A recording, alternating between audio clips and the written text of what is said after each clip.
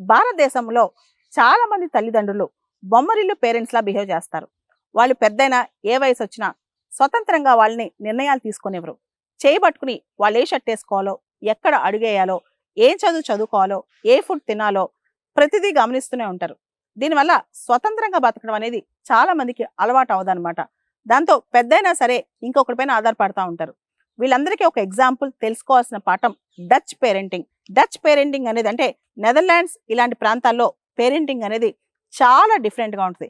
అక్కడ పిల్లలు చిన్న వయసు నుంచే స్వతంత్రంగా ఉంటారు. అంతేకాదు చాలా సంతోషంగా కూడా ఉంటారనమాట. అయితే పేరెంటింగ్‌లో డచ్చే టాప్ అంట. అంటే నెదర్లాండ్స్ కంట్రీయే టాప్ అంట. దానిలో పిల్లలకి చాలా నేర్పిస్తారు. వాళ్ళు సింపుల్‌గా ఉంటే నేర్పిస్తారు. స్వతంత్రంగా ఉంటూ నేర్పిస్తారు. భావాలు వ్యక్తపరచడం నేర్పిస్తారు. ఫ్యామిలీ టైం గురించి నేర్పిస్తారు. అంతేకాదు రిలాక్స్‌గా కష్టపడటమే కాదు, రిలాక్స్‌గా ఎలా ఉండాలని కూడా నేర్పిస్తారు. పేరెంట్స్ అనేవాళ్ళు పిల్లల్ని ఓవర్ రూల్ చేయరు. అదేవిధంగా ఓవర్ పేరెంటింగ్ చేయరు.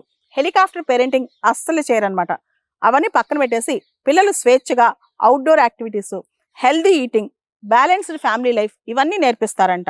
అంతేకాదు చాలా వరకు పిల్లల పైన ఎక్కువ వాళ్ళ భావజాలం రుద్దరంట పేరెంట్స్. పిల్లలకి స్వతంత్రంగా ఆలోచించడం, స్వతంత్రంగా నిర్ణయాలు తీసుకోవడం, వాళ్ళు వయసు తగ్గ నిర్ణయాలు తీసుకోవడం ఇవన్నీ కూడా పేరెంట్స్ నేర్పిస్తారంట.